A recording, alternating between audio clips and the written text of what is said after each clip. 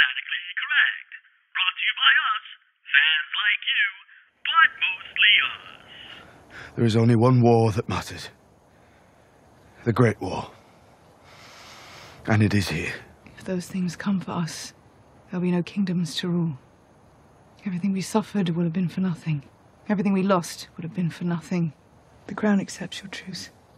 Until the dead are defeated, they are the true enemy. In return, the king in the north will extend this truce. He will remain in the north where he belongs. He will not take up arms against the Lannisters. He will not choose sides. I ask it only of Ned Stark's son. I know Ned Stark's son will be true to his word. That is why I cannot give you what you ask. I cannot serve two queens, and I've already pledged myself to Queen Daenerys of House Targaryen.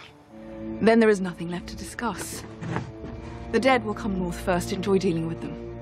We will deal with whatever is left of you. I'm pleased you bent the knee to our queen.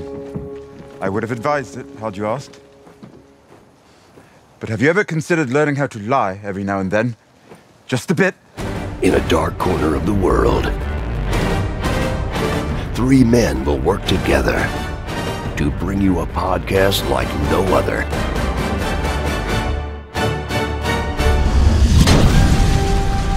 This is Fanatically Correct, where the fans, the geeks, and the nerds are always correct. With your host, MSK, Yo Peace, and Omega.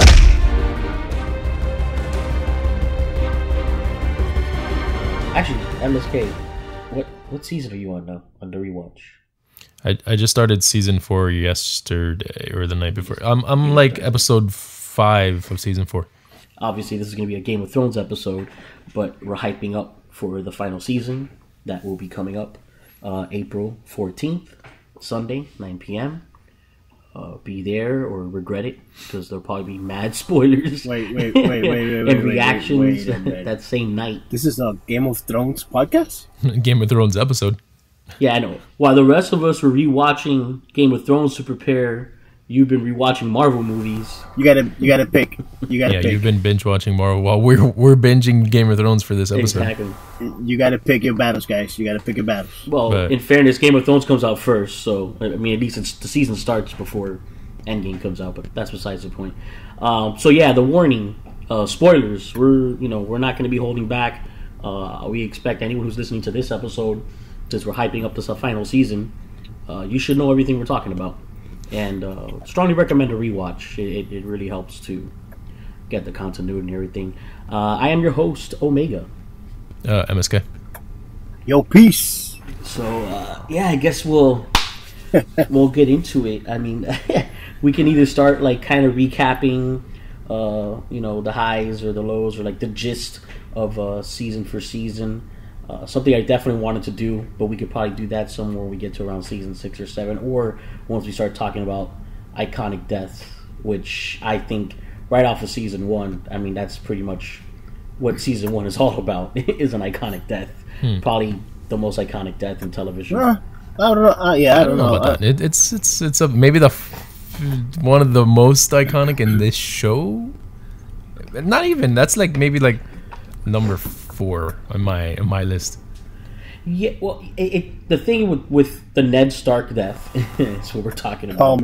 Palmer. See, this is the thing. You don't know Palmer. He doesn't know Palmer. Oh, I don't yeah, know he doesn't Palmer. know. He doesn't know Who's Palmer. Who's Palmer? I am lost. Well, that's because 24. you watched 24 in the weirdest order ever. Oh, Bean was actually on 24? No. Oh, you're saying that was an iconic death. Oh, yeah, okay, that character. There's a character. I got you. Well, I would say, at least with Ned Stark on Game of Thrones, is that it really set the precedence and the pace of how this show is going to go down. They immediately, within 2 or 3 episodes, separate everyone. Once they go on the road to King's Landing, Jon Snow's now, his whole storyline went to the wall. I mean, in Winterfell, you still had Robb Stark, and then they stayed behind. So it's really spread out of, who's where. And, so I would compare it to like season 2 of Walking Dead, in the sense that that's when they started giving different characters their own storyline and their own time and their own point of views, and then you would still be thinking, well, Rick Grimes is still the main guy, and then you kill him. And that was what, it felt like with Game of Thrones, it's like no matter what, you still felt Ned Stark was the main character, and then swinging of the axe, head comes off. Yeah, well, what I've noticed since I've been rewatching it for this before this season starts, is that everyone, Ned Stark was the main character, but every character had their fair amount of screen time, and they were already like setting specific characters up to be very important till up to even season 7. Like there was a lot of foreshadowing too, and they're already like building up to it. I even heard a couple of, actually it's like on YouTube and articles online. The actors who plays Arya Stark and I believe Jon Snow, Kit Harington, they both said that a rewatch of episode 1 is a must do for actually the series finale. For the last episode. Yeah, so for the last episode of all, apparently there is, in which we already know that. I mean, when you rewatch it, you see the continuity, you see the little hints. You're like, oh yeah, I mean, you start recognizing so much more dialogue the first, second, third time around. Yeah. I'm so glad I rewatched the whole series, but I might watch episode 1 again one more time before that season finale, since it's been hinted at that it, especially for Arya, I guess. I don't know why else they would say it if it doesn't have to do with Jon Snow and Arya's specific storyline. Well, they were really close. They were really close siblings, but they were only the screen time with them was only the first episode. Really, like it was just maybe two scenes. I think that's going to be a big deal because that's a past relationship. Jon Snow is actually still more or less the most consistent character, and is still more or less the man he was back then. But Arya definitely. Arya is she's changed. Well, she's always had that darkness about her, but even more so, obviously, after they killed her whole family. Yeah, I think there's a strong difference between wanting to be a knight and wanting to be an assassin. You know what I mean? Like they're not the same thing. What she's become, is not about chivalry or honor. I mean, it is about just revenge. Justice. She just wants revenge, pretty much. Yeah, it's justice, but and revenge. But overall, it's definitely not chivalry and honor or any of that. She's a completely different person than the person she wanted to be. Where I don't think Jon Snow's the person he wanted to be, but he's more or less the person we expected him to be. It's really it really isn't surprising. He was the most humble of all the children, and I mean, Jon Snow's great. And it's the same with Daenerys. It's the same thing. Like we see her go through all the struggle, and she's pretty much ending up the way that we all thought she was going to end up. Yeah. As a character. I'm going to tell you, and a little bit extra. Well, a little bit extra though. A little bit extra. Yeah. I mean, she's gotten a little bit out of control, in my opinion.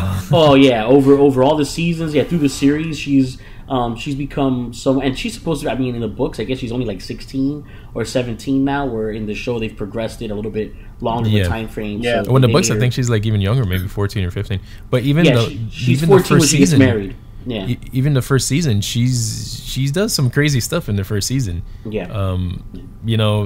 Coming from someone that's been growing up with her older brother which was a pain in the ass and treating her like crap, she goes through that. Well, I was going to say, because you're bringing up her about first season and weird things, a rewatch of that, something that kind of sets up where we're headed now with her relationship with Jon Snow, the whole aunt nephew thing. She was originally, they hinted at that she was kind of prepared to marry not Viserion. Viserion is the name of the dragon after him, but the brother, her twin brother. That they kind of made it sound like she was actually expecting to marry him, which we already know. They've talked about that the Targaryens. That's why the Mad King was mad. That's a thing within the Targaryen culture of siblings and cousins, and So I think they're setting up for the idea that John's going to be the one who's going to have a problem with it. She might not. And that might be the rift in their love story, because he's not, you know what I mean? For him, that's going to be a problem. I'm almost for sure if he does find out, if Bran and Sam decide to share that information, that he's the one who's going to have issue with it. I don't think he's going to want the throne. I don't think he's going to feel like, well, I'm the Targaryen, and that's my rightful. I don't think that's. Oh, that's no, for sure, definitely, that's going to be that's not going to be him. Like, for sure, that's exactly. But I think that continuing the relationship with Daenerys on an intimate level, I think is going to be a hard thing for him. I think for him, he might have an issue with that. I just, and I think that might be the conflict between the two of them more or less, and kind of get that star-crossed love, which is for me, and that's something we can get into. Like I have a feeling that if everyone doesn't die, if certain people die and certain people live, I really feel Daenerys is gonna die. And I'll jump into. Whoa! That's pretty quick. Like, let's slow down, sir. We were talking about season we're only one. what 5 minutes? You were talking about season one. No, 10 minutes in, and you're already doing this. Like, I thought we were close to the end. What I want to lead to one thing on season 2. Personally, for season 1, I speaking of Daenerys, I think that scene of Mother of Dragons when she comes out of the fire with the baby dragons on her, that was to me another iconic step naked in the series. What? Yeah, well, that's not the part that I'm focusing on, is the nudity. You said what? But what I'm just saying in general is actually because the White Walker thing, they really didn't show it. Like, they hinted at it in the opening of the first episode. They never really showed like what a White Walker looked like until I believe the end of season 1 or season 2 when Sam sees the whole horde like walking through. Yeah, the end of it was 2. One of those. It was season 2, okay. Yeah. Because when she walks out of that fire and you see actual dragons, that's when I really realized, like, oh, okay, wow, this show's gonna go full on game Lord of the Rings. You know what I mean? Like, there's gonna be like a bunch of mystic stuff in this too now. Like, it's not just gonna be, you know, the knights and kings and jousting and sword fighting and, you know, on a, you know, I mean, I'm not gonna say realistic level. Obviously, it's a whole made up, you know, world. But the fact that they just like brought dragons into play, I really that was another for me a step, you know, as a viewer, that okay, this show's really gonna push, you know, that they're gonna have CGI, and, you know, because even the dire wolves weren't that big yet. Like, they were getting big, but they weren't. Yeah, they were just like wolves. Yeah. So that was for me. And then what I was talking about going into season 2 about why I was thinking Daenerys is not gonna make it, because something I really noticed, and I don't know why I didn't take it in the first time I saw it so well. But in the episode where she goes to the House of the Undying, so those like, you know, those warlock guys, they steal her dragons. She goes into the tower after her dragons. They try to trick her to stay there, but when she goes in there and she's having like a vision walk, I guess is what it is. She goes into the Iron Throne room and it's been caved in and snow's falling, which is obviously a big foreshadow. But regardless, it makes sense her foreshadowing that, because even though she's never been in the Iron Throne room, that's what she's seeking. You know, at that point, she's already decided that she wants to, you know, get the 7 kingdoms and be the queen and all this. So that part made sense. Right. But when she walks through there out of north of the wall, she actually walks out of the gate from the wall. She's never been north of the wall at that point in the storyline. She's never been there, never seen there. It's not something they talk about much, the Targaryens, you know. I mean, sure, it's common knowledge, but it really didn't make any sense as to why she would see that. And then on top of that, that's where she goes into a tent and finds like the ghost of Drogo, her late husband, and her baby that passed. Right. And it almost feels to me like that's the foreshadow that she's gonna die north of the wall, and that's when she'll be reunited with her first love and her child. And I really see her almost having to go after the Night King or something. And I mean, I honestly also don't think, I think only one dragon's going to be left. I think it's going to cost either Drogon himself, the main dragon, leaving Rhaegal behind, which is Jon's dragon.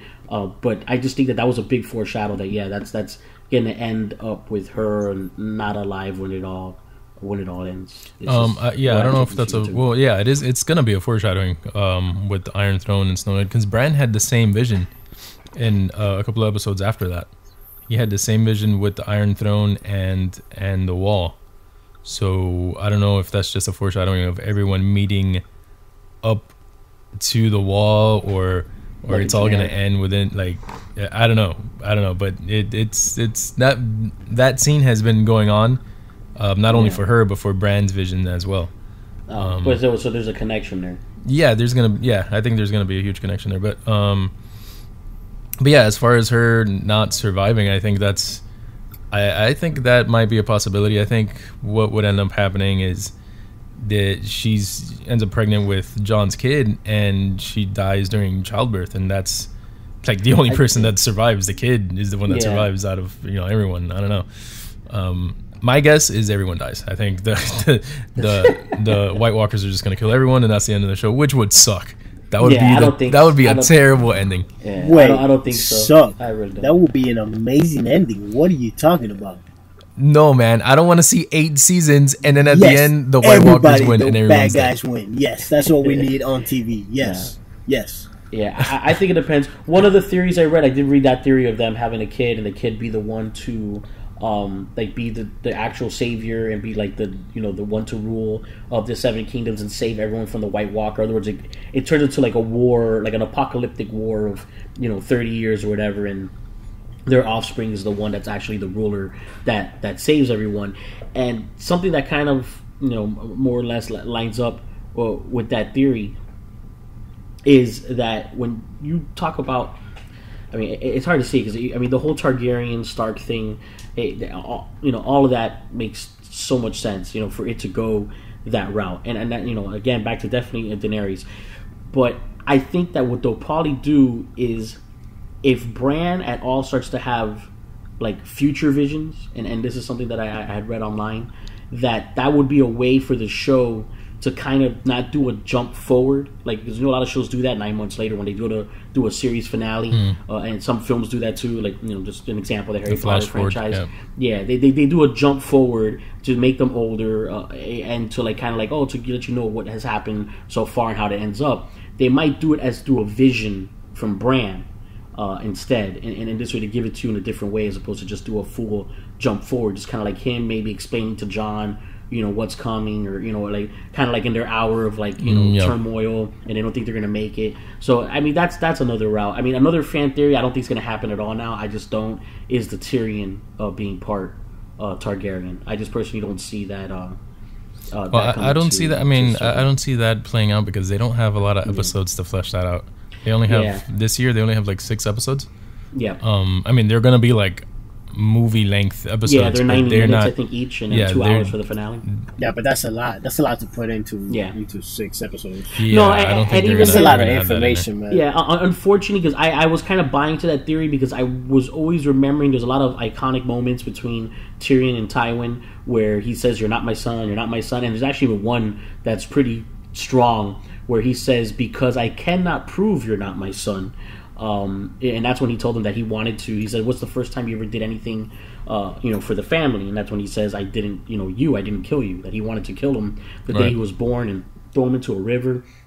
And that he said that, "But because I cannot prove you're not my son, I must abide by the laws of man and give you, fortune and lineage and." Yeah, that's when he makes him the master of coin when Littlefinger. Exactly. Yeah. So that was a real blatant one about I cannot prove you're not my son. So, but there are several times where he does say you are my son, and early on, unprovoked, because when he sends him in his stead to be the hand from the battlefield, he asks why not someone else? He goes, "Because you're my son." So he actually says, if you rewatch it, you'll start to notice is you tend to focus on the "you're not my sons" because it's so dramatic and so hurtful, and Tyrion's quickly becomes a fan favorite.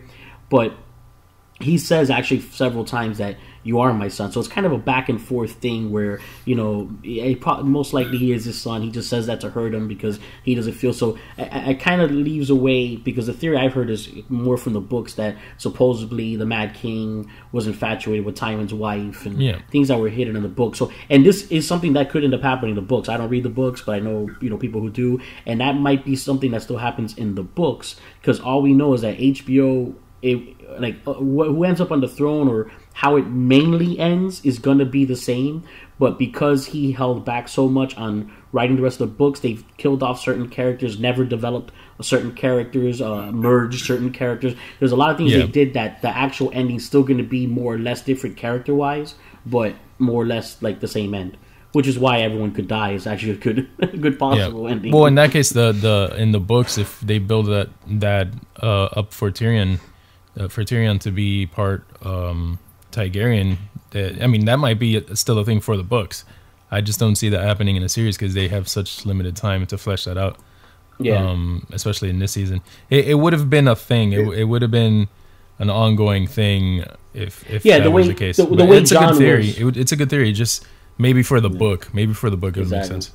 Yeah, I think with Jon, it was very fleshed out, and it even got to the point when you get to season 5 or end of season 5, just going back to that, it was the payoff because everyone knew that he wasn't going to stay dead because everyone was already on the theory that he's half Targaryen. So everyone had different ideas of how he was going to come back. I think that was going to be like... I think at that point, everyone knew that he was going to be Lyanna Stark's son. Yeah. I think at that point, everyone was already like... And, you know, you have to go to the forums, you go to Reddit and online. And since these books have been out since, like, I don't know, like 20 years, like from the first book, you know, that's been a big theory. So I think, you know... by the time he dies, you know, and the Red Witch brings him back, I think everyone was already like, he's not going to stay dead. That's true. Yeah.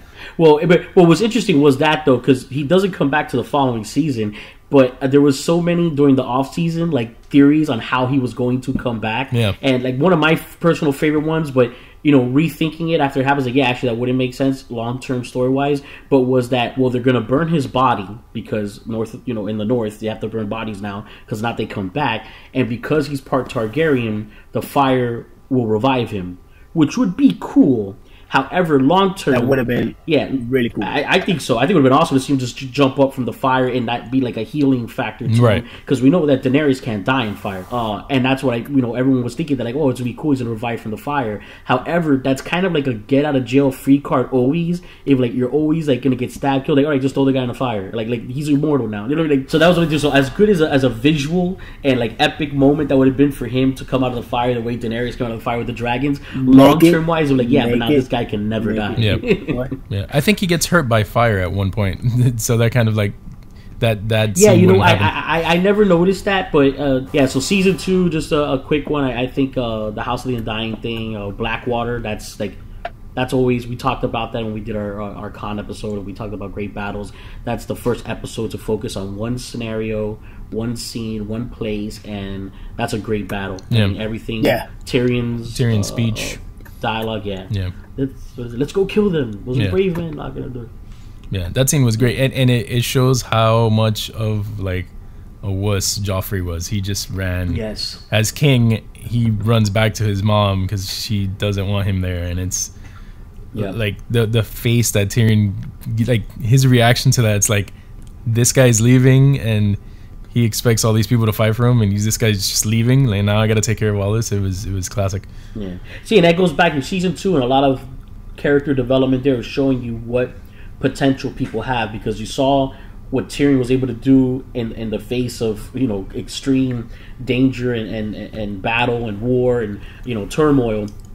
But even Sansa, who was basically being tortured up to that point, when Cersei's like treating all the other women in the room like garbage, and Sansa's actually stepping up and like, you know, getting the women to like calm down, like another person who's actually not like panicking in the face of such a big moment, which we know this is all going to lead down to where we're going to be at now, which is the White Walker army coming, you know, to kill everyone, and it looks like all these characters are going to be in Winterfell, so they're gonna get hit with it. At least for the most part, everyone's going to be in the north side. So and I'll go season 3, and I'm sure Yo Peace will have some input, and yourself. Actually, when MSK posts this thing on Facebook, I tend to try and do like the little one-liners. Yeah, but, I ignore it because I'm rewatching it, so I don't want to remember. I want to remember as I watch it. The Reigns of Castamere, best wedding song ever. It is. Yeah. It is a great wedding song. That song. Anytime you hear that song, and they play it a lot throughout the series, like people are singing it, or it's in the background. They do that on purpose. It sounds really good on weddings. I'm not even gonna lie, like really good. Yeah, it's a good song. It is. It has a great melody and harmony, and they're smart because, like you said, they play it a lot, and I think they did that on purpose because I remember first time seeing the Red Wedding episode, immediately questioning why that song was playing. Like as soon as they started playing, I go, "Wait a minute, that's the Lannister." Like, right, that's the Lannister. Yeah. So you're like, why are they playing the Lannister song at a Stark wedding with the phrase or whatever? Like, this doesn't make it. Like, what's, and then you already start getting the unsettled feeling, and they slow the camera, and like it just goes from there. Yeah. And like I've never yelled at the TV before. Yeah. Well, rewatching it because I just saw that episode maybe like three days ago. I never questioned why Bolton, Roose Bolton released Jaime. Like I was like, all right, well, you just released him, whatever. Like, yeah. I never questioned it before, but now watching it, I'm like, oh, this guy already turned on Robb. Yeah. You know? Well, it works out well because they're still kind of on the kick that's what Caitlyn Stark wanted. Right.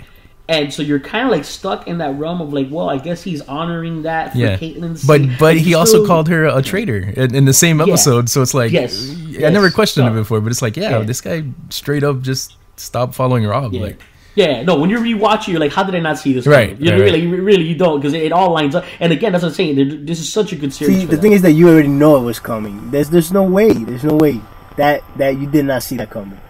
Just because the fact that you know that it was coming is because you see it. But if you put yourself in that position again without seeing it, trust me, you're not gonna see that coming. Yeah. There's no way. Yeah, you won't put two to two together. Like you said, Omega. We basically probably thought he was following, the mom. Honoring her stand orders. Out to you. Yeah, no, they got you with your pants down on that one because you were stuck in this 3-episode arc of it's a mission to get him back home for the Stark girls, and you're so stuck in that train of thought that you do forget. Like, wait a minute, Bolton would be turning him over to Rob, when you rewatch it, like, wait a minute, this doesn't make sense. It makes no sense at all. It doesn't. But they did such a good job that if you've never seen it before, you don't see it coming because they catch you, off guard, and they got your mind in a different train of thought for the story at that point. I knew you were gonna bring that up. Anyways, the best part of that episode, the Red Wedding, is the ending. I didn't remember it being that long. The last 30 minutes is dedicated to the Red Wedding.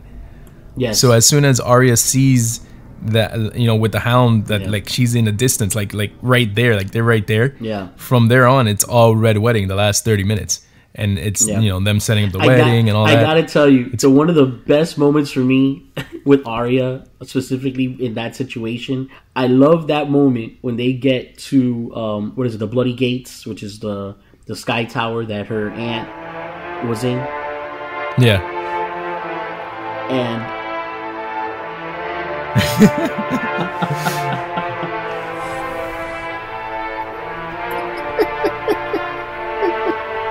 my bad, bro. Oh man. Yeah, I'll continue now.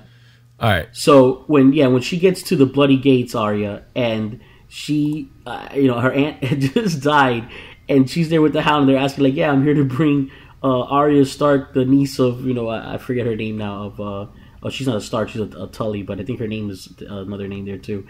But when they say, my condolences, she died 3 days ago, and Arya just starts laughing, she just it's just so unbelievable. It's like every time she gets close to being back with family, they're dead. It's like she just. What season was that? That's when she's going back to the. Yeah, I think that's season 4. Okay, I'm about to get to that. Yeah, that's season 4 because we just finished season 3 with the Red Wedding and basically the Unsullied, which that's a great story also. The Unsullied, the climb. You're a big fan. That's of that season one. 3, the end of season 3. Yes, and Whip Drop. I think Whip Drop season 3 because that's when she gets the Unsullied, that's that's also season 3. Yeah, all time Whip Drop. That's such a great moment. But in season 4, when that's when Arya, and that's before Brienne and the Hound go at it and all that, because he's trying to get her to family. So it's post Red Wedding, she goes through this journey again. Okay, finally she'll be with her aunt and somewhere safe. And no, your aunt's dead, and she just starts basically doing what the fans are doing, just laughing. It's like, what more? What else can happen? What else? What else is there left for me? Yeah, in this world. She's already heard that. Supposedly at that point, it's like a crack. She's cracked. Exactly. She's out of it already. Her mind is gone. She's stabbed.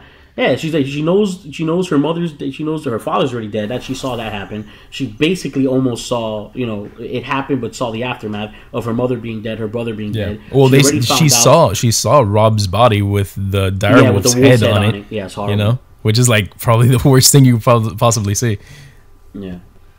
And then by then she had gotten word, I believe, that Brandon and Rickon were also killed by by Theon. Right. Didn't happen, but suppose that's what the rumor was. So outside of that, it's what's left for her, other than what she ends up doing, going to Davos. But yeah, that's a great moment. And that Brienne Hound fight, we tried to talk about it in the con last year, right? About that fight. We had some turmoil in the audience about that, but that's an iconic fight, man. Yeah, that was a great fight. Great. And I'm as much as I want to see Jon and Arya, just to see their relationship get back together, because we haven't seen them since season 1. I want to see Brienne see the Hound again. Well, they did. In when we get, once we get back up there in season 7, when they talked about Arya, when they went to go take the the White Walker thing. You're right. They do, and it's a great moment, because as a matter of fact, a great moment is before he sees her again, and that's a season 7. We'll talk about that again in a short while. Is the Magnificent Seven, the North of the Wall situation, and the big bearded red, the ginger, Tormund. Was it Tormund? Tormund, there you go. Tormund. Yeah, when he's talking about that he wants to hook up with the big whatever, and he's like, and the house is like, Brienne of Tarth, you're with Brienne of Tarth, like he already knew what she was. Right. I forgot about that. Yeah, you're right. Yeah, so he brings that up, and then he sees her when they go to take the White Walker, and that's when she says, no, Arya's made it back home, she's still alive, and then he said something about, to the effect of, I hope she's safe or whatever. She goes, and the only person who's unsafe is anyone who stands in her way. So he's like, that's my girl. And it's so wild that they both have an affection for Arya, and then had that fight that they had. I mean, just that's we'll get into that in a minute, that whole episode. Well, for Brienne, it was great. More as an honor thing for Catelyn, the mom, the Stark mother, but the relationship between Arya and the Hound really developed because she hated him. She wanted to kill him, know, and she had a chance to kill him, but she just left him alone. So you think she's done? You don't think she's gonna actually take care of that? I don't think she's gonna kill the Hound. No. The Hound, no. I don't think she'll get to. I think the Hound is someone. I mean, maybe now is a good time to kind of get into it. I'll say at least one of my picks. I think the Hound is definitely gonna die. I think he's probably gonna die in an honorable type of way, protecting someone, trying to save her. I think he dies fighting the Mountain. I think they're gonna come that circle, give him that opportunity. I really hope it's a situation where maybe him, Brienne, and Arya, that would be the greatest thing for me as a fan. Tag team. Yeah, to see a 3-on-1 against the Mountain, because that's what it will take. Yeah. To take out the Mountain. And he dies trying to protect one of them. That would be pretty cool, because at this point he has to die with some sort of honor, because his character has developed to that point. Yes. Especially after he what was that episode where he came back and he was with this village and building churches and stuff like that? Yes. And actually his reboot was incredible, because Brienne put him in a near death experience that kind of gave him a newfound meaning for life, and they revisit that and I think that's in that season 6, when he goes back to, there was a father and daughter that he and Arya had stayed a night with, and he fed them and everything like that, and then he stole this silver from him, and he told them that it's better me than someone else, that they're not going to make it, they're not survivors, and there's a whole thing with that. And he goes back there, and they do show that they were decomposing bodies, the father holding the daughter, and then he buries them and everything. So they went full circle, and he even has remorse for when that happened, and he is a changed man, which is an incredible thing about the whole series of Game of Thrones, is how they take characters that you despise, like a Jamie Lannister, for example. That's crazy. And also that type of writing is crazy. I appreciate that from that show, the way they actually are able to, tune you into different, lead you into the characters that you should be wanting, that you don't want to, and the ones that you want to. Well, every once in a while, you'll even find yourself rooting for some. I mean, I think the two characters you never ever root for, probably Joffrey and Ramsay Bolton. That's about it. Because even Cersei, during the whole Sparrow thing, you kind of were rooting for her, because you really hate because you don't want to see someone go through that. I mean, it was pretty crazy what she had to go through with that. But exactly. But yeah, for sure, so, Ramsay and Joffrey were villains. There was nothing redeemable about those two. Never a redeeming moment from either one of those characters. Even Theon. Although I really hated Theon when he betrayed Robb, there is some redeemable aspects, especially now that he saved Sansa, and he's really trying to get back to normal. He's a great diver though. Yeah. He's a great diver though. He left his sister to die. But Euron's laugh when he jumped overboard is so. Oh my god! I got so mad because at that point it was like, all right, Theon's actually gonna try, and then no, he just jumps. He jumps out of the boat. But you know and what? I'm like, God damn it, Theon! I gave him a 10. I gave him a 10 on that. There was no splash. There was no splash. No splash. He went gold. You got at least a silver. At least a silver on that one. Yeah. No, but for real, realistically, what was Theon gonna do at that point? He's gonna lose that fight and just die. Yeah, that's the whole point. You tried. I mean, I'm not saying it was his plan. He could try. He could try and die. I'm not saying it was his plan. I'm just saying that now he has the opportunity. Well, at that point, why wouldn't you want to die after he went through everything Ramsay took him through? Like, I'm rewatching it right now, and I forgot how much Ramsay did to that guy. Like, he destroyed him. And there was this one part where he's like torturing him, and Ramsay's already giving him the name Reek. He's like, "Oh, what's your name? It's Reek, right?" Or whatever. And he's like, "No, it's Theon Greyjoy." And he says his name twice, right? Like, Ramsay's still like hurting him, and he's like, "Oh, it's Theon Greyjoy." And after the second time, he's like, "Yeah, it's Reek. It's Reek." And my wife is like, "That's it." That he for 2 punches, he punched him twice, and he like, "That's it." It's time. I think it's time. I think. And that's something with the show also. In fairness, we're going to go back to that because we actually had a big conversation about that, about season 7 at the Concast, that a lot of people were griping, and we made up the whole big deal about we don't know what the rules in Westeros are about how fast a raven flies. I don't want to go back to that. I do not want to go back to that. It's a fantasy world. I just don't get it. Even then, here's the thing: when you rewatch, everyone's actually kind of wrong. Because we'll start with one thing: a lot of people complain about the pacing of season 7, of how they were jumping months at a time. But as soon as you go back to season 1 from the beginning, they were already doing that from season 1. They show it takes about a month and a half to get from Winterfell to King's Landing, and then to boot, like immediately, John's already at the wall. Arya, I mean, they even talk about it. It's been like a like every episode in season 1. It's about 3 or 4 months goes by, like immediately. So they've already been doing that time jump since the very beginning. Now to boot on that, and I'll just go back to that one thing since I brought it up. In season 7, in that episode that a lot of people complain about, it's actually inaccurate because when you rewatch it and see all the details. Gendry, it actually took him about a day to almost half a day, as fast as he could, to get back to the wall. When Jon goes back to the wall after surviving all of that, he's on Uncle Benjen's horse. Outside of that, the part where they're waiting on the little ice island for Daenerys to come save them, basically, it's actually been about 2 or 3 days because he even talks about that all the food and water are gone. And what now? So they just jumped time, but they didn't like speed it. It didn't all happen within a 24-hour period. That was about a 3-day, 4-day period. They just edited, the yada yada. You know what I mean? They edited out the fat of these guys just sitting there drinking all the water, peeing themselves, taking naps. Like they just, didn't bore us with that extent of it. So actually, it was about a 3 or 4 day thing. So in fairness, the dragon didn't fly like an F-16 jet, even though we don't know how fast a dragon flies. Like we said in that episode. But regardless, it actually has been the technique and the style of the series all the way through. They just kind of started focusing in the middle episode, season 3, season 4, season 5. That's when they started having one day, one time, one episode. Even Tyrion, which we'll get into that now, which is the whole trial by combat thing.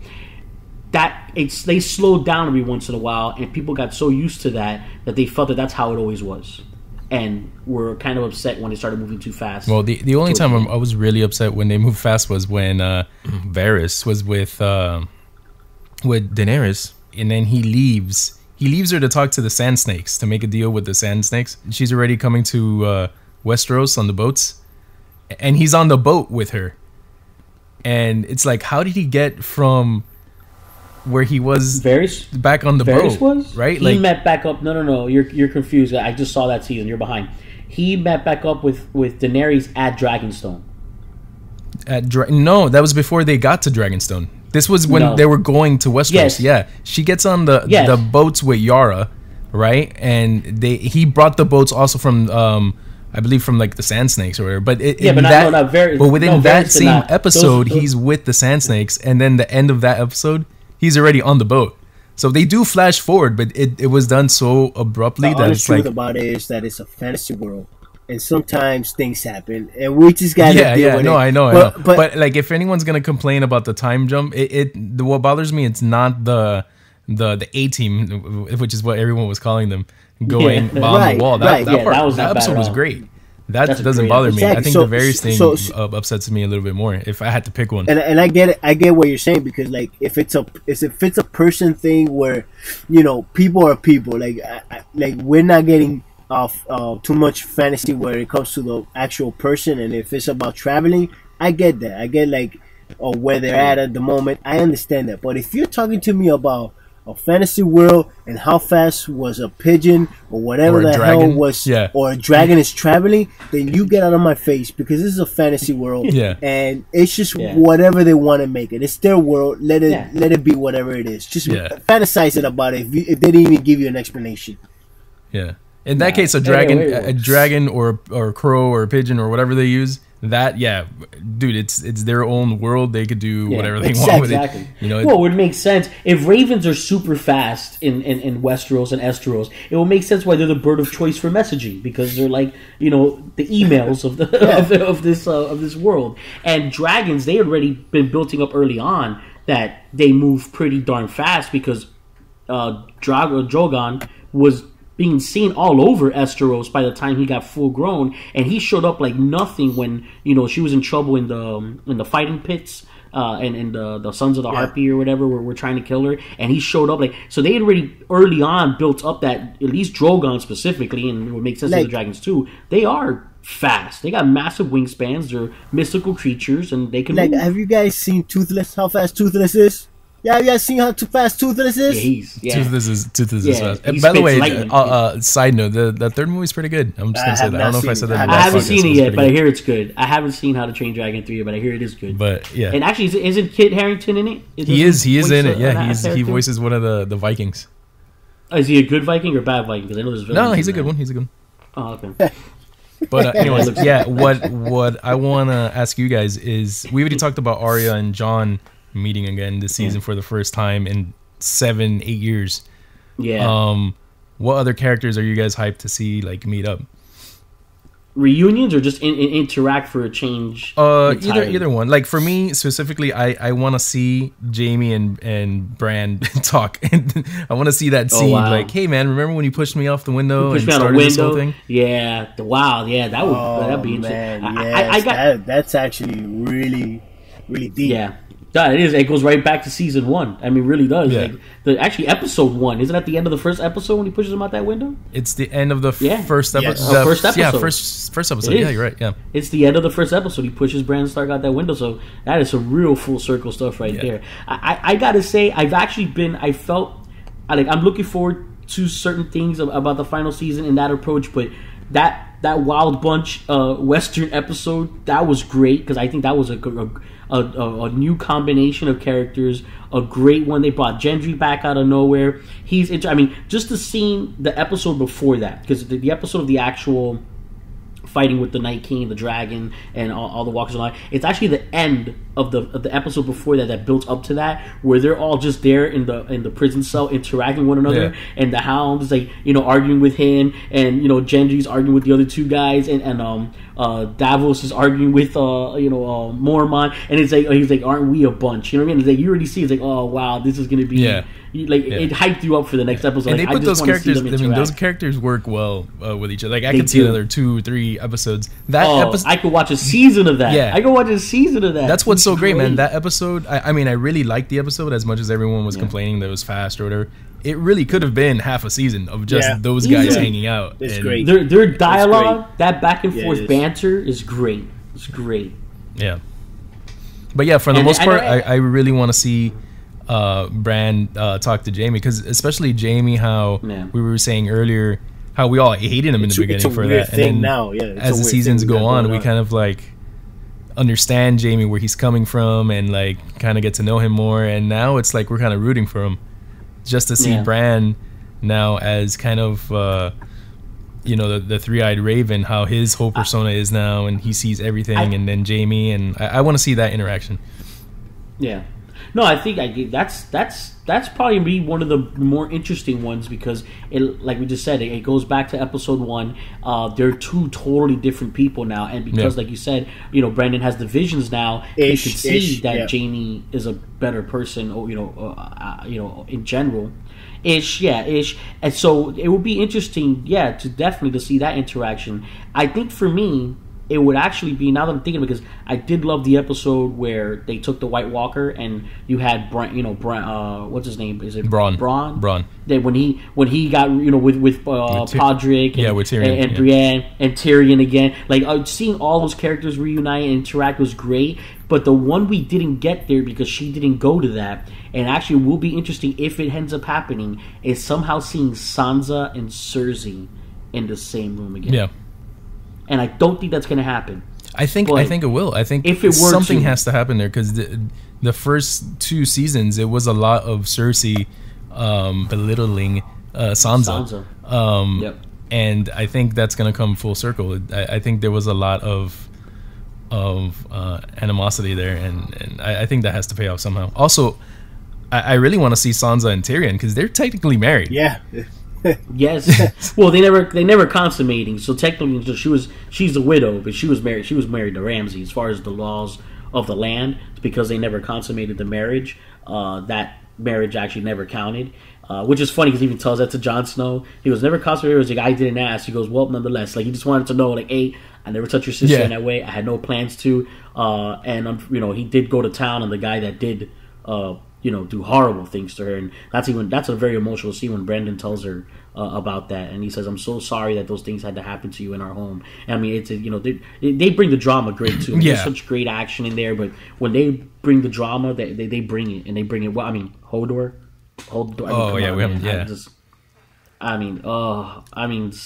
be honest. That's my eyes are watery every time I've seen that episode. I think that scene is up there with in shock value. I think that's up there with the Red Wedding. Yeah.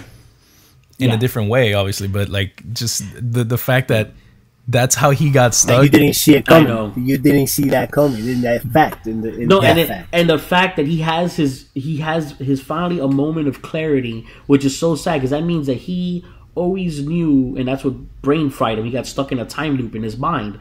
He saw his death when he was a kid and then wasn't able to be himself again until it was time to die. You know what I mean? Like it's so deep. You know what I mean? It's so deep and sad because now he's not being warded by Bran. He's actually of his own accord holding that door and dying to protect them. So it's like, and it almost feels like that kid wronged you, man. Like that kid by doing this. No, his story is kind of tragic, man. But it's extremely tragic. That episode, the end of that episode, everyone was talking about it. That was like the huge, like, even to this day, people are still doing that. Especially hold the door, like what, like you know what I mean? Your whole, and even when you see the name of the episode is the door, like you just like it's like wow, like the biggest mind blowing. And since season 1, because Bran goes paralyzed in season 1 and has to get Hodor to help him already from the get go. Yeah. So it's like that I've always been there. That whole hold the door thing is it's just like mind-blowing. It's just like what who's a fan when you just go into an elevator, right? Yes. And you just say Hodor, and they know. Like if somebody looks at you, they know. Yeah, they know. They know. Hodor. They know. Yeah. Hodor. It's short now. It's just Hodor. You just say Hodor, and they know. Hodor. You know who's a real That's fan. Funny. Yeah, but that's crazy, man. That Bran basically messed up his life, and I want to know. I mean, the theory of him getting into the Mad King's head and kind of making him crazy, and like I want to see how that plays out this season. If they have, because they hinted it, but it doesn't really. When you rewatch it, because the glimpses, it's him downloading information. He's actually not at that time uploading the way he did with Hodor. He's actually just seeing because he's becoming the three-eyed raven. Right, he's watching. He's watching. Yeah. Which we mention this every time. That's one of the greatest lines ever of like any show because you're not prepared for that when he's like, it's time for what? For you to become the three-eyed raven. Peace out. Am I ready? Yeah. No. Straight up, no. Yeah. Max Vance. And nothing following that. Yeah, nothing to follow that. Nothing, like to help, but you'll get better or like just no. And that's it. Or like, no, just keep practicing. No. You're just not ready. Just no. Good luck. Just know you messed up, but this is what's happening now. So I want to see how they do that though. How he messes up the Mad King. How because I'm pretty sure that's what's gonna happen, right? Like everyone knows that's how that ends up happening. That's what we're thinking. When you rewatch and you start hearing a lot of stories, that he was pretty consistent about his building up of the Dragonfire, and he was pretty consistent about preparing, basically doing a Cersei of like, if all my enemies are going to come for me, then I'm going to burn everyone. It's very methodical. Like, he did lose his mind at the end, obviously, as he was called the Mad King, but he was very methodically preparing for if, other words, there's not going to be regime change. He was, the last thing he expected was for Kingslayer, Jaime to stick a sword in his back and start those fires. But that he was very methodically in his tyranny to be like, well, if I'm going down, I'm taking all of King's Landing with me. So it was more of a power move when you rewatch and you're like, you know what, he was kind of crazy, but he also had a sword through his back at that moment. So it's that's when he was yelling when he stuck the sword to them, burn them all, because that's the story that this guy tells, the one who was head of the King's Guard before Jaime, that went to go by Daenerys' side. And he had mentioned that too. So you actually, the same thing about the Rhaegon buildup of being Jon Snow's father, that there was so many stories from the beginning of how he would sing for people, how he was a great knight, how he took Lyanna the Flower. There was a lot of stories that didn't make sense of a guy who would kidnap a woman and bring the whole kingdom. It really made sense. This guy was in love. Yeah, that guy just was in love with her. Yeah.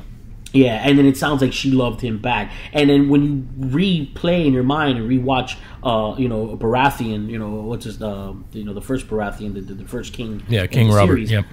King Robert. It's like, yeah, you believe it. This guy's an animal. That guy was an animal. Was he sadistic? No. Was he malicious towards his people? Not really. But that guy did not care. That guy all he cared about was, getting his, drinking alcohol, hunting, eating. That guy did just, Robert, King Robert. King Robert. Yeah, because by that time he was in love with Lyanna and she didn't, and always was. Yeah, and he ended up being with Cersei out of family, like getting the families together and stuff. But he was always in love with Ned's sister. So yeah, he was a tough Littlefinger. That's what he was. Littlefinger he wasn't tough enough or strong enough or skilled enough in fighting to go about causing a whole rebellion through the kingdoms to get Catelyn Stark at his side. But basically, it's kind of the same story. It's like this guy wanted to go against the grain because he wanted a woman that someone else wanted, and now all of this has ensued because Littlefinger, that was what he was all about. At the beginning was that Catelyn,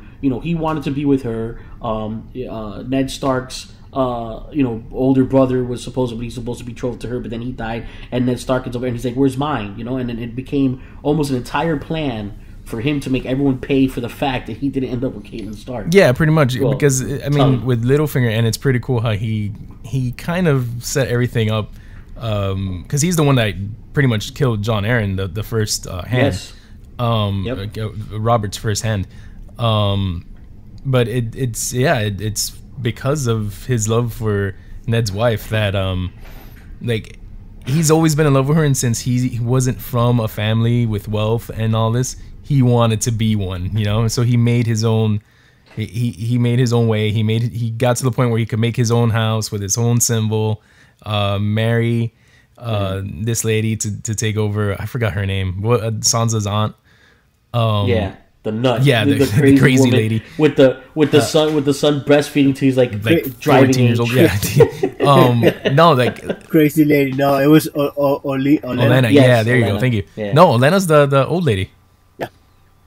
Olenna's the old lady. Yeah, it was her, right? No, that's the Tywin. No, he's talking about not Marjorie's grandmother. He's talking about Sansa's aunt, Caitlyn's sister, the one with the breastfeeding kid that pushed people through the hole. Yeah. Make him fly. I want to see him fly. Yeah, that kid was crazy. Yeah. But yeah, he got to the point where he actually got to be the pretty much the king of the Vale, and it's pretty cool as a character coming from nothing to almost getting pretty close to getting a crown.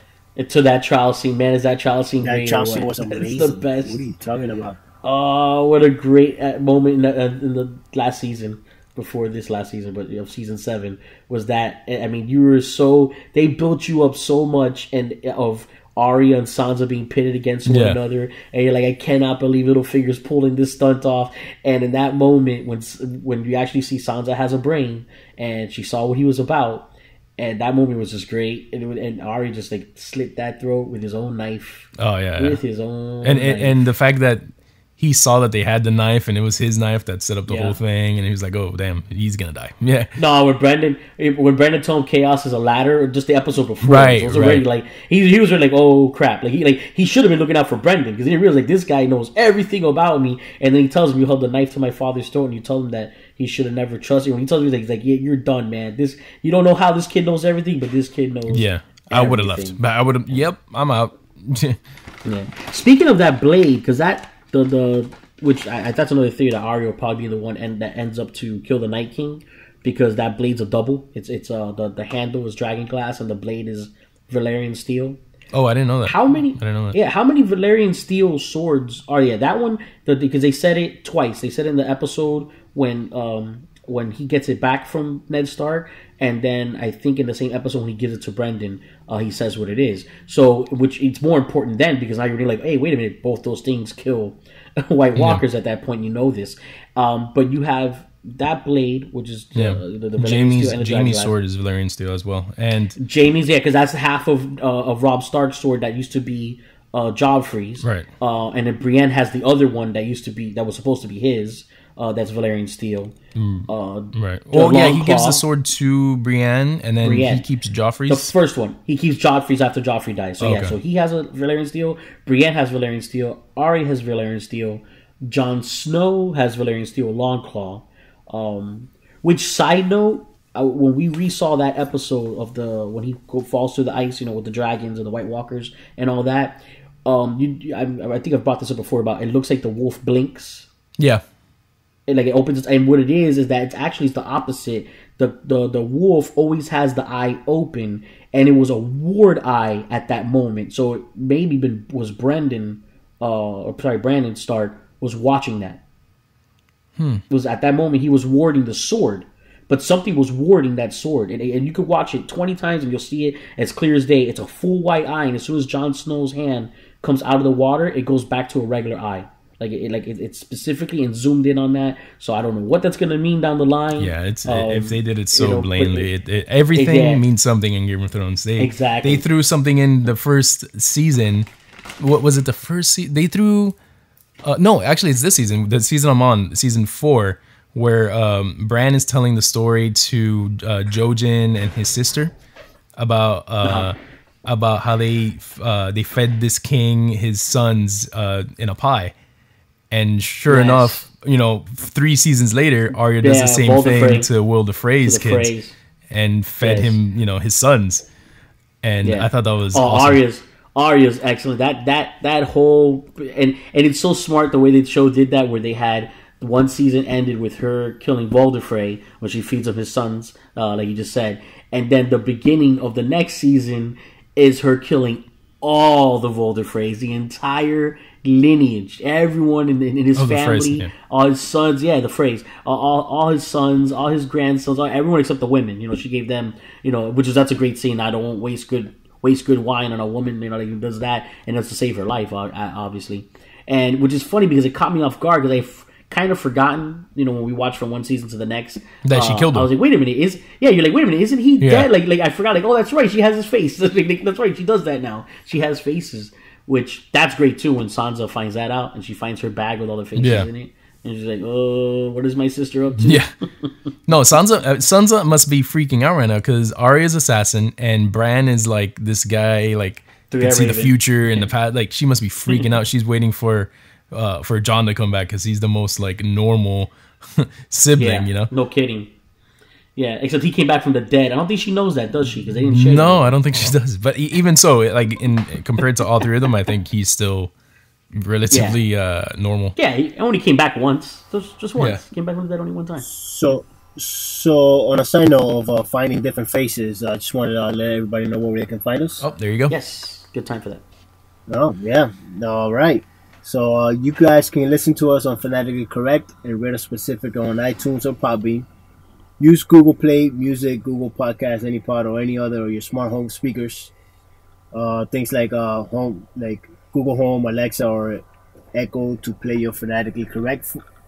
You can also follow us on social media websites, as you use your at handles at FanCorrect, Twitter, Instagram, or just search for Fanatically Correct on Facebook and MeWe.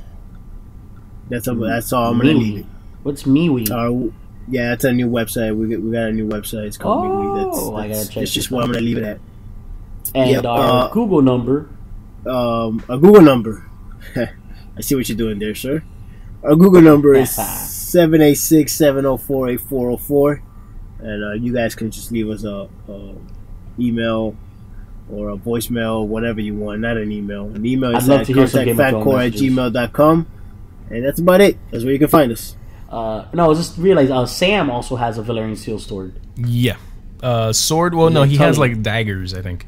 No. He has a Valyrian steel sword. He took it from his father, his family sword. Oh, yeah, he took it from the wall. Yeah, the night that he left. Yeah, and then his dad and brother got lit up. By Daenerys. They were at the end of a Dracarys. Yeah, I can't wait to get to that. I'm set up right now. This episode's probably gonna air the week before the new season, but right now I'm by season 4, episode 4 or 5, and the way I have it set up is if I see 2 episodes a night, that up to the day of the new season, I will be all caught up. Even that same day, I would have to watch 2 episodes, and then the new season starts. Yeah, Yo Piece is gonna watch the Samuel Jackson narrated 10-minute recap. Oh, the recap, yeah. Yeah, one of those is what I think Yo Piece will do. But I think he's on the 7th of Marvel movie of his marathon. Yeah. But yeah, Game of Thrones it's a good rewatch, man, and it doesn't feel long if everything's moving like smoothly. I mean, it's such a great show. The show is really incredible. All right, you guys. I said I feel for sure Daenerys dies. I think for sure the Hound. He's gonna be my easy bank. I'm gonna go with the Hound, and I think for sure lives. That one's a hard one. It's really hard to pick someone who's gonna live, but you know what? I'm gonna say Arya. Interesting. I'm gonna say Arya for sure lives. What do you got? So we're doing who's gonna live or die. Okay, so I think for sure who for sure dies, who for sure lives is gonna be Jorah. I think he's gonna die. Jorah. Which one's Jorah? Mormont. Oh yeah, okay, friend yeah, zone, the one who had the friend zone. Yeah, he's gonna die. I think it's already time that gravestone, whatever. He does something pretty heroic and he dies. Man, after getting all that stuff torn off his skin. Yeah, which looked painful, super painful. But yeah, man, I don't think he's gonna survive this. Especially if Daenerys doesn't survive it. I think he's gonna do everything he can to try to save her somehow. Well, I'm gonna say Jon Snow is gonna die, and and I'm gonna say that Ed Stark is gonna live. Who? Ned Stark. Ned Stark is gonna live for sure. The only way I could see that is if Bran time travels and Ned Stark is gonna come back in my heart and he's gonna rule everything. That's what's gonna happen. I don't care. As a White Walker. I don't care what you say. I don't know White how. Walker. That's horrible. That's a cop out. That's a cop out. You really think Jon Snow's gonna die? Jon Snow dying is huge, man. I think everyone thinks Jon Snow's gonna survive. Yeah, dude. I don't think he dies. I think he dies because it's just he's the one that you always want to be at the end, and I feel like by killing him will be the biggest shock that they will ever do in this show.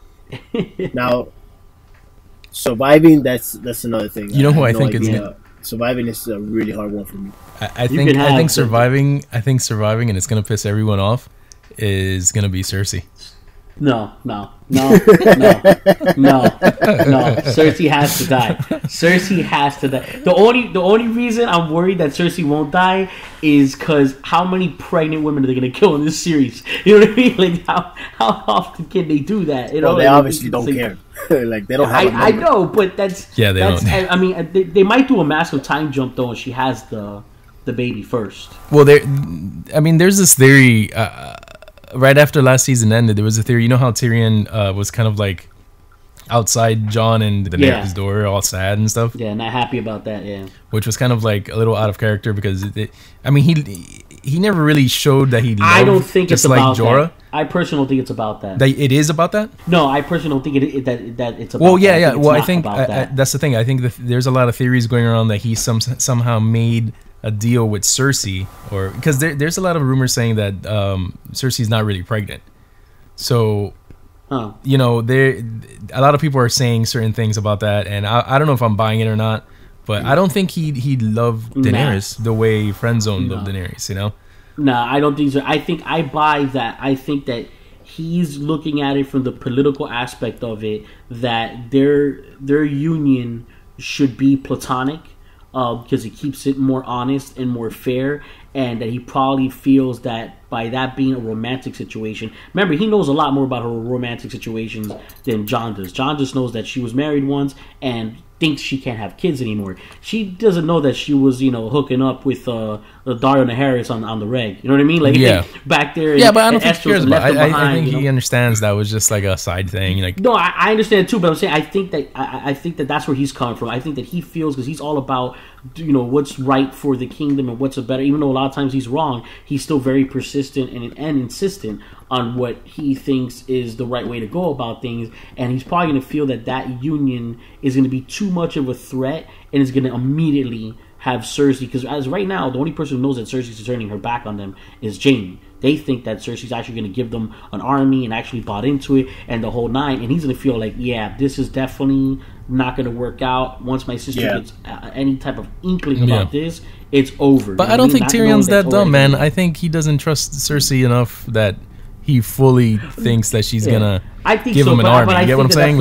I think that he's worried about how that's gonna affect the North as well, and like on both ends. I think that he's feeling for both those rulers. Right. Yeah, because he likes Jon. He's always liked Jon from the season 1. He had a they had a pretty good place in his heart for cripples, bastards. Exactly. Yeah. Broken things. Yeah, that's a great line. Tyrion always has the best lines, man. He's hands down. I hope he survives. And you know what's sad? He's another fan. And you know what's sad? I can't say that he's gonna survive. I can't either. But I hope he does.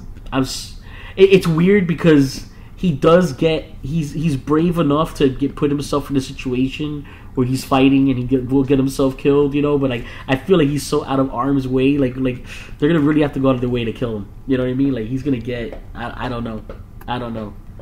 And also, just to throw it out there, Jaime and Brienne are gonna get together. There.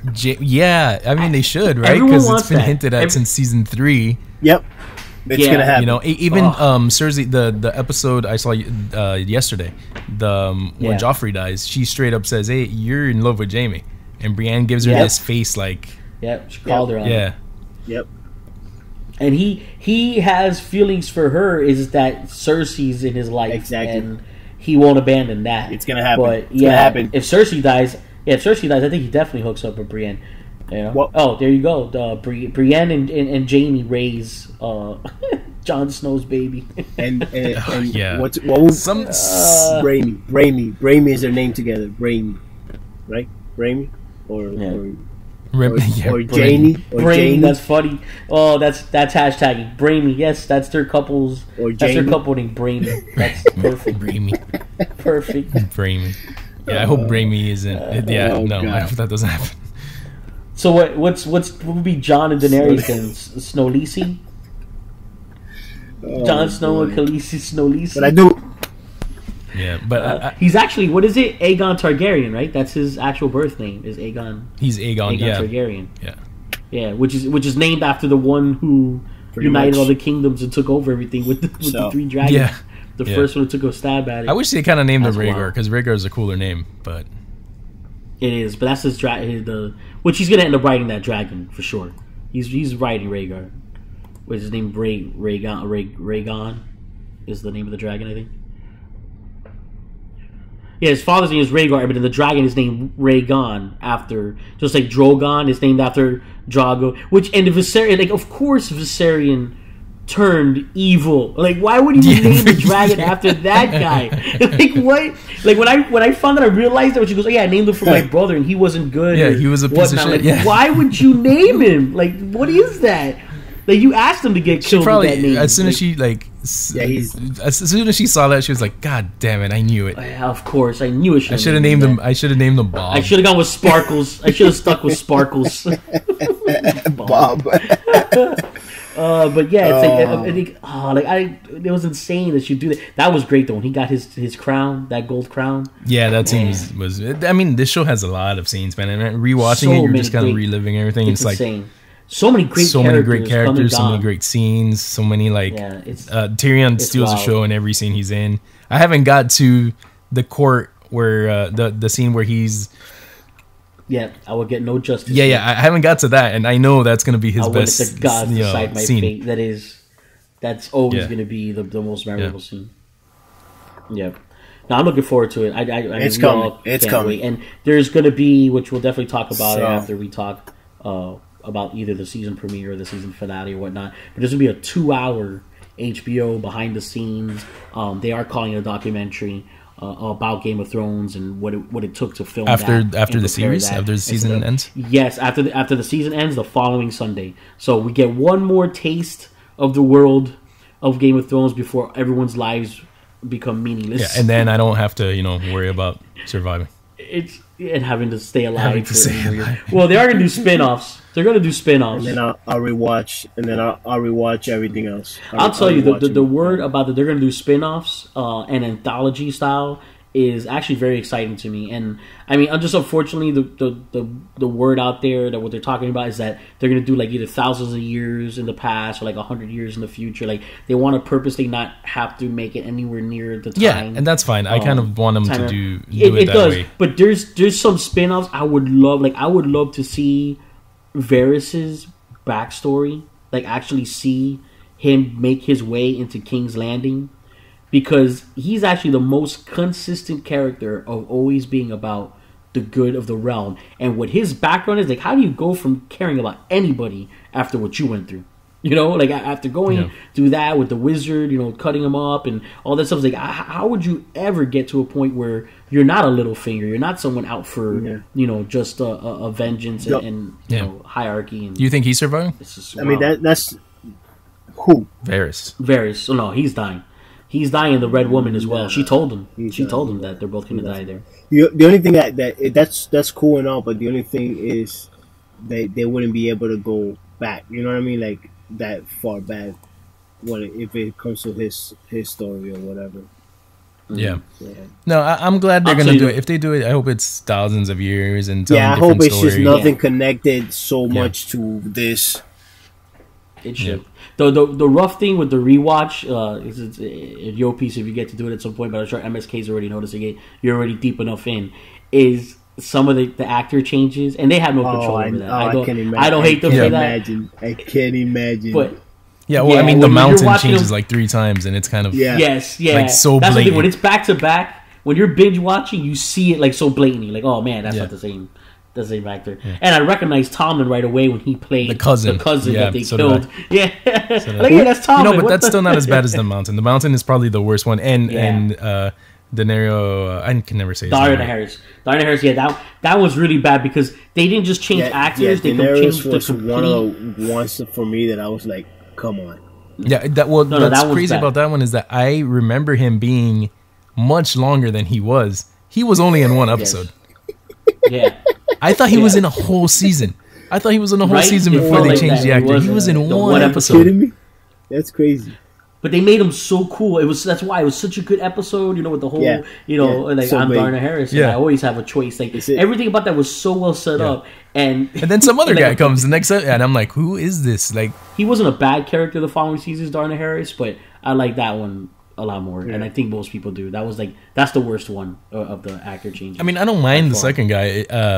I mean, he grows on you. It's just like you said, the first episode of this guy, he was very cool. Like it was a cool dude. So impactful. Yeah. But I want to see. What is that guy's name? Gendry. Him and Arya reunite. Like I want to see that. Like what happened to that guy? What happened? What do you mean? What happened? Part of the Wild Bunch. He came back already. He went back to King's. He went back to King's Landing. he blacksmith for a few I know, years, and I know, but now I he's just wanna part of see the it. Wild I wanna Bunch. see He went back to King's Landing hiding. He's smart. That was a smart move. I think Davos told him to do that, right? Yeah, that's what Davos told him to do. Yeah, hide in plain sight. I feel like Last he's place still in rowing his boat. That's why. I feel. Yeah. After the whole Beyond the Wall thing, he was like, "No, I'm getting back on my boat. Screw this." Yeah, his brain is still out there rowing. Yeah, that's a great scene too. When he puts him out on the boat rowing, is like, yeah, he is. Think about it. He's what is that? A triathlon or whatever. We know he can row like a beast. We know he runs like extremely well, and in marathon running too, as well as fast. Like, you know what I mean? Like this guy, he's an Olympian. Yes, Gendry's an Olympian. Yes, he is. He's the Westeros Olympian. Like gold medal for Gendry. Like, Nikes should be named Gendry. Yes. Gendry's. That's what it is. Hey, that's a nice pair of Gendry's you're walking there, man. But yeah, I think we pretty much touched on. Yeah, everything we I mean that it's to hype it up, because there'll be more things we'll bring up when we talk about once it's the season premieres and once the season ends, and we'll have a nice wrap up. Hopefully we can just have some reactions on Twitter. Maybe some voicemails or some emails. Or some listeners. Some listeners would be great. Facebook. Some listeners would be nice. Wives. Yes, wives. that's Omega's wife. Somebody's wife. Nerdcessity. This is a rough one. Oh, you could do the other one you're always telling me about. Misfits? Is it Rome? No, not that one. What is that? No, I haven't even heard about that. Not that one. This guy. What's the series? Oh, Camelot. You told me about Camelot. Yeah, you know what? Actually, yes. I think Camelot only had one season. It was a Stars series, so I'm sure you can find it out there somewhere on either Stars or on stream somewhere. But actually, it has. I'm sure one of you can find it out. The actress who played in Penny Dreadful, the main character, and she's actually in Dumbo that just came out now. She's in that movie as well with Tim Burton. But she's impressive in that show, because that's one of the first times you see her very young too, and she plays Arthur's sister, the witch. Okay. And I know what you call it's in it. Ray Fiennes. He plays Merlin. Eva Green. Yes.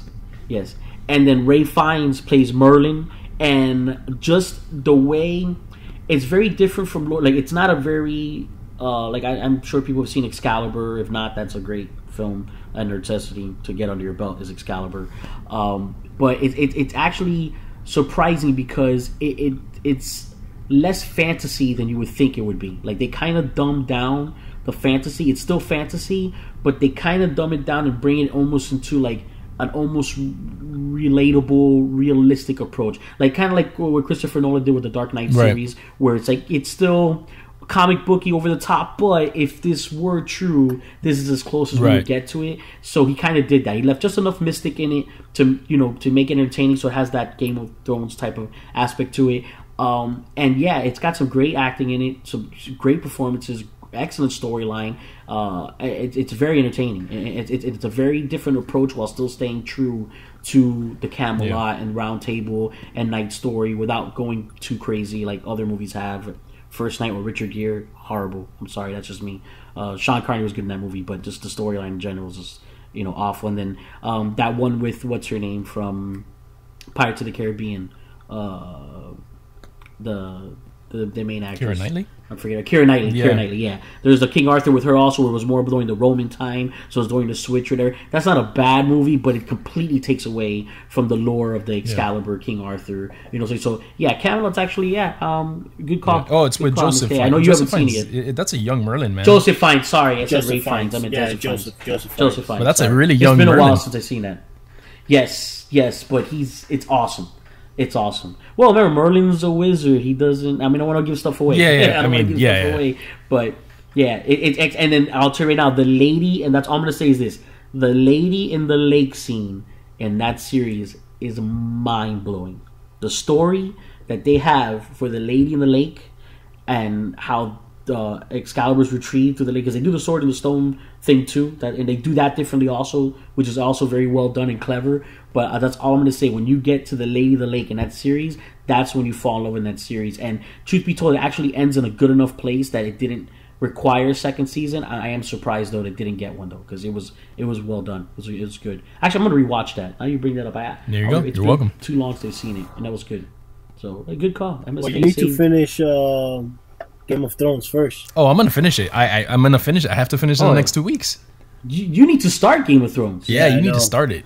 He's not gonna start it. He's not gonna start. He'll his watch it after this has series is never over. watched it. Honestly, I haven't even seen one episode of Game of Thrones, guys. Yeah, I said it. Did you just? We spoiled everything for you. MSK, Yeah, you just hear me? pretty much. Yo Peace's brother has never seen Game of Thrones. Stop it! Wait! Not a single episode. Wait! Not a single episode. Wait! But no, that's real. My brother has never seen That's Game of Thrones. real. That is Wait. He's never seen it. Are you kidding me? I couldn't. No, I'm not kidding you. You know what's crazy? He's like the second person. I mean, it's like a 1% thing because he's like the second person that I've like in the past like 2 months that I've had tell me that they've never seen. So you've met the Well, my brother hasn't seen it either. My 1%? brother hasn't seen it either. But your brother seems like the person that would love the show. Definitely watch that. Wait, your brother hasn't seen it? No, either? my brother would. He does not want to see it, and I tell him my brother has a lot of Really? characteristics like Tyrion that he would love the character. See, and he your hasn't seen brother it. is But he one would guy watch that I think that would actually love the show too. He would love the show. Yeah, I love would it, think he would but too. He hasn't seen Yeah. it yet either. There's people. Yeah, my uncle doesn't watch it, which is insane. He's like, oh, maybe I'll catch up now before the final season. I'm like, good luck. Yeah, well, no, I know one of my friends. He just started maybe last month from season 1. Wow. And he's like all in on Game of Thrones. He's so hyped. Well, you know what? If you get started now, MSK, you might be able to catch up in time for the series finale of Supernatural next season. No. 24 episodes, 18 years. How many years? 16. No, 15 Boy, it seasons. feels like 15. 18 years. That show, I thought it was going to last forever. I thought it was going to be one of those soap opera shows that last 50 years. Oh, man. You should do it, though. 15 seasons. Good luck. But I think Walking Dead's never coming off the air. That's for sure. That's like, yeah, I mean, it should. But yeah, that's another episode. We're not talking about Walking Dead. You know, I'm gonna blast one thing to end this because they deserve to get. All right, a lot of people going crazy. I don't know if you've seen some stuff on social media, and this is a spoiler episode anyways, and you guys don't care, so it has to be said. They had what could have been a great episode last weekend, and people were losing their mind comparing it to the Red Wedding, and they got audacity to compare that to the Red Wedding. Who are these people? Because you're the only person I know still watching the show. No, I'm not the only one. There's Like, plenty I of have people who I do who none of don't, my friends. So we don't talk 5 about years it. ago, everyone No. on social media was talking about it. Everyone. Nah, I'm not watching. Now alone. it's just you. It's just you. No, it's not just me. I'm just the only one still talking about it. Everyone else it's like a dark little secret. They just hide it in their closet and watch it, and they don't talk about it to anyone. But I like it's like when I watch Smallville. I like to air out my discontent after I take my medicine. Jesus, that's what man. we call Who it watches that here at show? the That household. show's- We call it taking our medicine. But here's the thing: it was a very good episode. If they would have been bigger on who they killed off, and from what I read in the comic books, in this it's called the Pikes episode. And in the comic books, they went very big on the characters they killed off, but they killed off like second tier characters, and there's people actually crying online. You can watch it. The way the why Red are we Wedding- talking I don't know who any of these Oh, people man, are because I stopped come What's watching. on, going on man. here? Who are these people? I don't I'm want to just talk about bringing this. it up. They don't wanna I'm talk just bringing about up that the people show. are insane comparing don't that to care the Red about The Wedding, Walking and it's no Dead. Red Wedding. It's not. I'm about to red wedding this episode that I'm- we're I'm doing leaving here it on that. because I don't want to talk about this show.